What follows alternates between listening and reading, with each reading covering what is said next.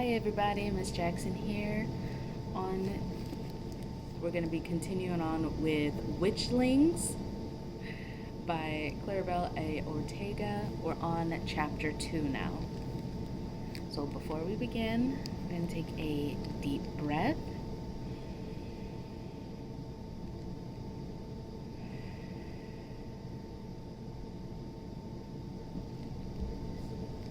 And begin.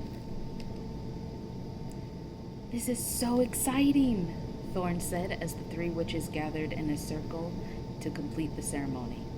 It's not exciting. We're the spares. Everyone is laughing at us, Seven said hotly.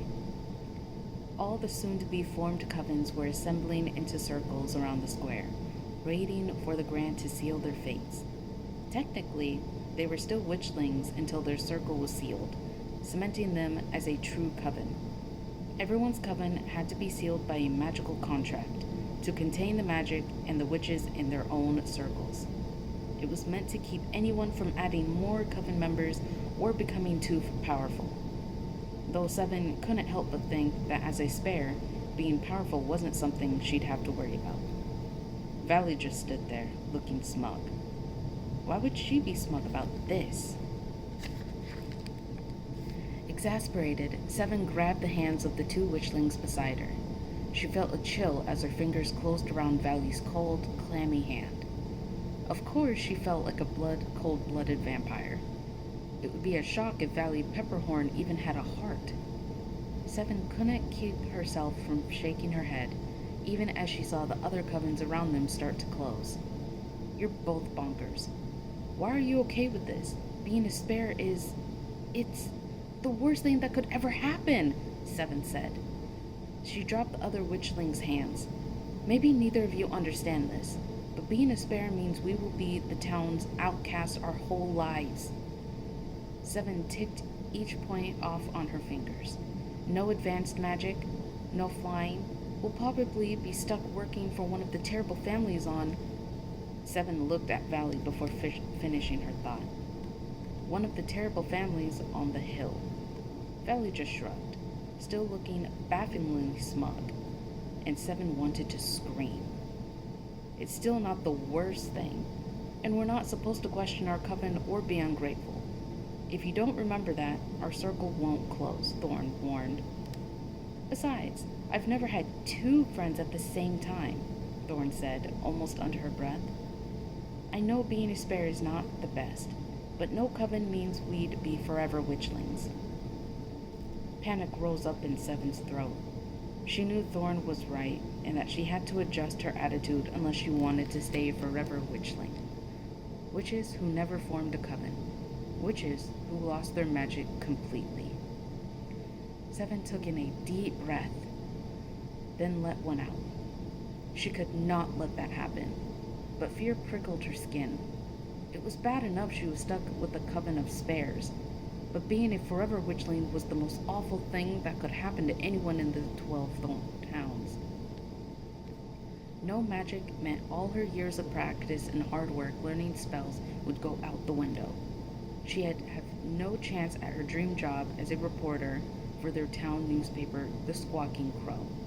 That required level 5 magic, advanced incantations, and spells that spares rarely achieved, but forever witchlings never ever could. She'd be even worse off than she was today, stripped of all magical powers, without all her current abilities, and never able to learn anything new. Seven thought being a spare was her worst nightmare, but she had never even considered being a forever witchling. That would be infinitely worse. You're right, I'm sorry, Seven said. I was just really looking forward to my coven. Well, we're it, said Valley, speaking for the first time. Seven and Thord both stared at the odd girl.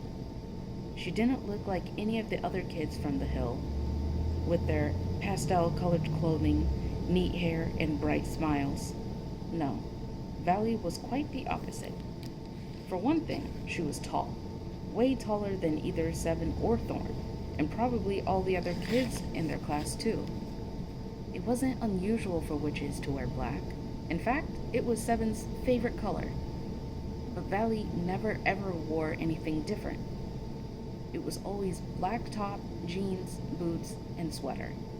She wore dark eyeliner all the time, her nails were always painted black, and sometimes she even wore black lipstick like the Moth House witches. Seven's mom would never let her wear lipstick, and especially not black. The only colorful thing was Valley's rusty-colored pink hair. It was the color of a dried-up rose, and Seven thought it was really pretty. She always wished her parents would let her use enchanted dye. The Grand cleared her throat, and they all fell silent. She raised her wand and began to intone the sealing spell. This was it. Once the spell was cast and Seven's circle closed, they'd be bound for life. What a bummer. From witchling to witch, let the circles be sealed, let the covens be closed, and true friendship revealed. Seven felt a surge of magic, warm and strong, pulse through her body as the amulets shone brightly and began to spin. She tried her best not to look at the other covens, but it was hard not to watch as black, aqua, green, white, and she felt sick. Purple light formed a beautiful circle around each of the covens and then exploded in a burst of color, signaling the completion of the ceremony. Seven waited for the circle above the sphere coven to do the same. But as the seconds and then minutes passed, nothing happened. The cheers of the other covens faded, and silence grew around them until it was a bloated monster waiting to pop. Panic swelled in Seven's chest, and she had to keep her eyes on her amulet, focusing on nothing else to keep from crying. Concerned whispers and then snickers began as finally the Grand raised her wand, ready to signal the end of the ceremony. She couldn't signal that this was over. Not yet. Oh, please, not yet. The moment the Grand's wand flourished 3 times in the air, the ceremony would be over, and if Seven's circle didn't close, they would remain witchlings forever. Seven would lose her magic. "I'm gonna be sick," Seven said. Valley was silent, and Thorn worried the hem of her oversized black and red polka-dotted dress shirt. The Grand waved her wand once, twice, and "Wait!" Seven yelled out, and gasps resounded from the crowd. No one ever interrupted the Grand. "Are you bonkers?" Valley asked through clenched teeth. Despite her fear, Seven almost smirked. So Valley did care about something. She was scared of the Grand. The old woman raised an eyebrow at Seven, but kept her wand up mid-flick. She seemed to be inspecting her, and Seven worried the Grand could see every doubt and fear in her mind. Slowly, she lowered her wand. "Seven Salazar," came the Grand's voice, loud and echoing in the crisp fall night. "Step forward." Seven found her parents in the crowd, and they nodded at her encouragingly, but there was worry in their eyes. Beefy made the face he always made when he was pooping. Gross. Seven stepped forward, and Valley grabbed her arm, the cold from her hand going right through Seven's hoodie. "What are you doing, Salazar? You trying to get us banished from town?" Her voice was low, hushed, desperate. "Chill. I know what I'm doing."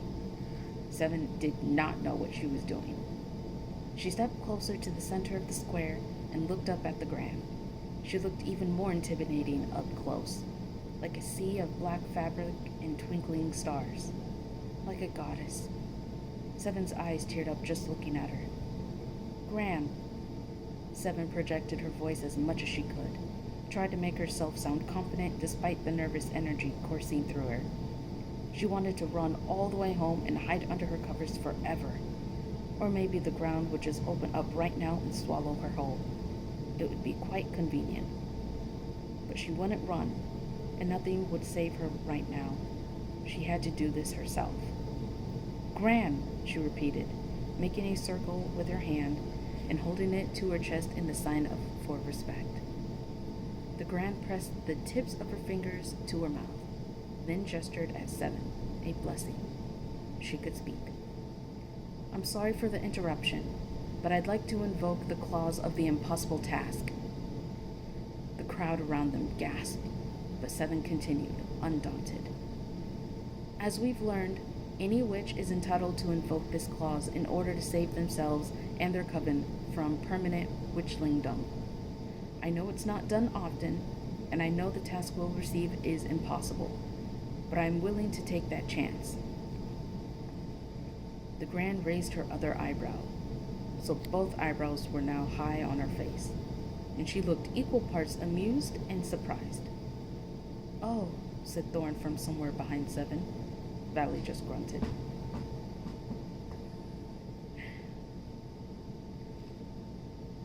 The clause of the impossible task was not to be used lightly.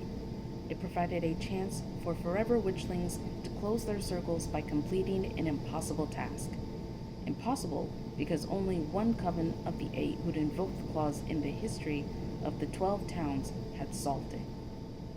But Seven had to try. Once they were proclaimed forever witchlings, they'd never have the chance to become full-fledged witches again. This was their only shot. "You said I am willing to take that chance, Seven. But in a coven, there is only we. Is your coven okay with this?" the Grand asked. Seven turned around, her face pleading, her heart racing. Valley was scowling angrily, her arms crossed.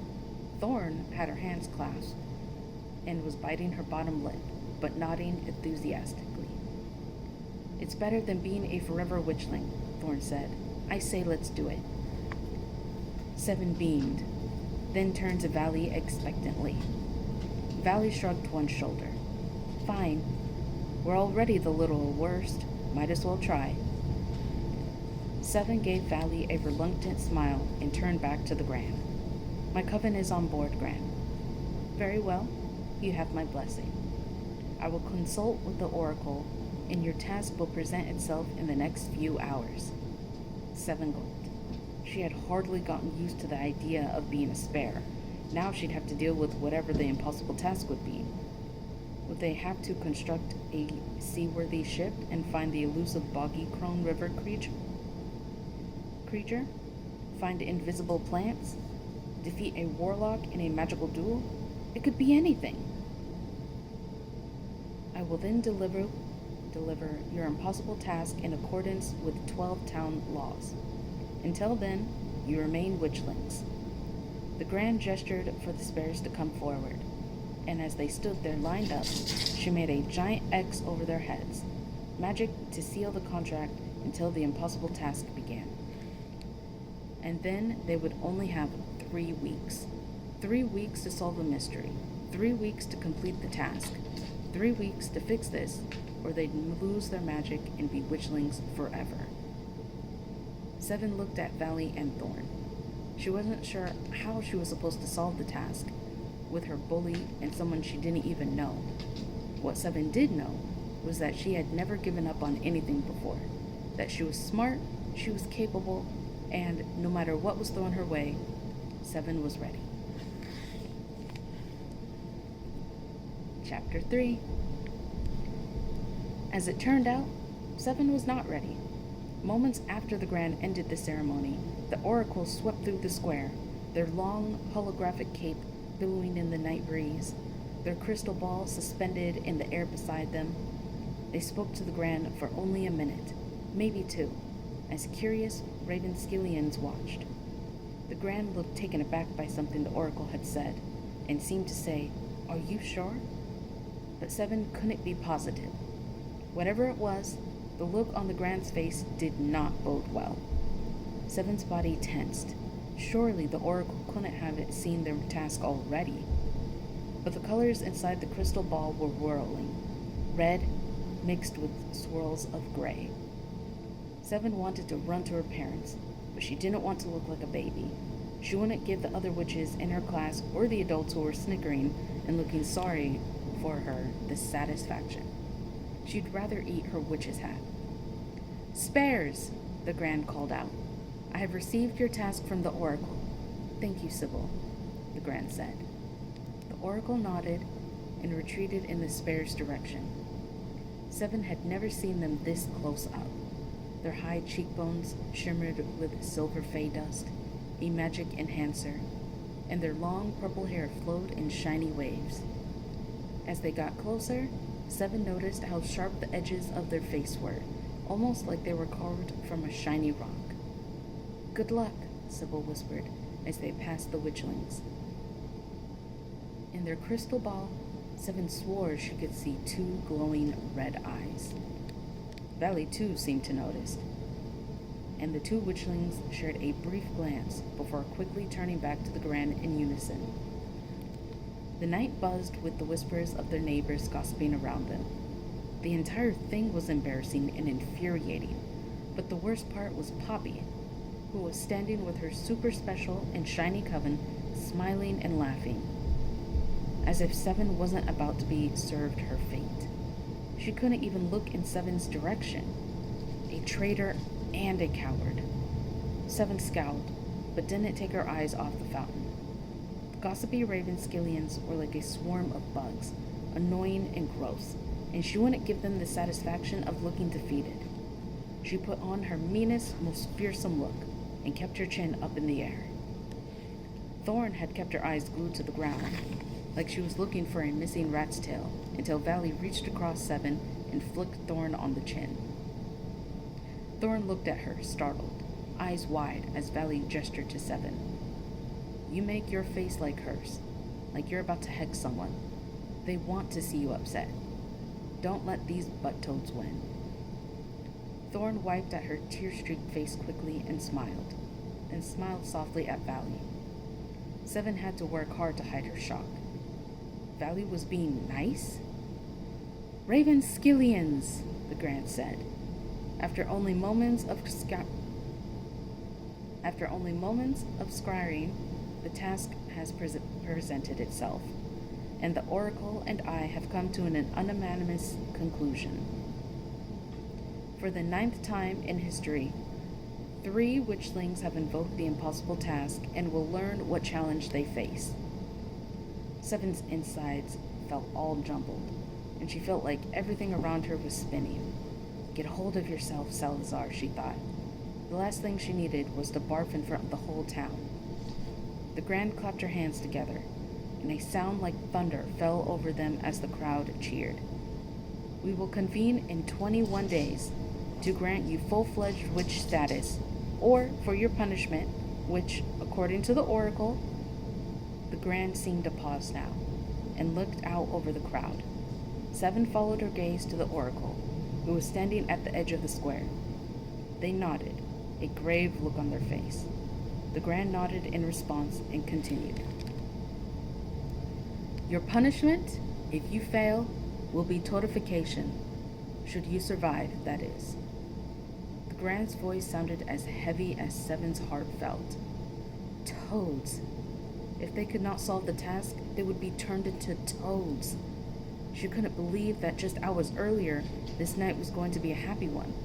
Now it was pretty much the worst one she'd ever had. Thorn's parents hugged each other as they sobbed. Valley's mother wiped a tear carefully with a black handkerchief, and her father looked like he always did, uninterested. Fox and Talus were standing close, Talus's arm around Fox's shoulder as she held a sleeping Beefy. They looked at Seven the way they always did when she said she couldn't do anything, with a look of determination and strength, and love. But they looked as pale as ghosts. "And now, for the task," the Grand's voice echoed through the night. Now everyone was silent. It seemed like the entire town was holding their breath, waiting to hear what the Grand would say. Thorn looked the color of spring moss, and Valley looked worried. Seven pretended to be brave, but wasn't feeling much better herself. Valley Pepperhorn, Seven Salazar, Thorn LaRue, your impossible task. The 3 witchlings leaned forward as one. If Seven had been sitting in a chair, she would have fallen off of it by now. Is to fell a night beast.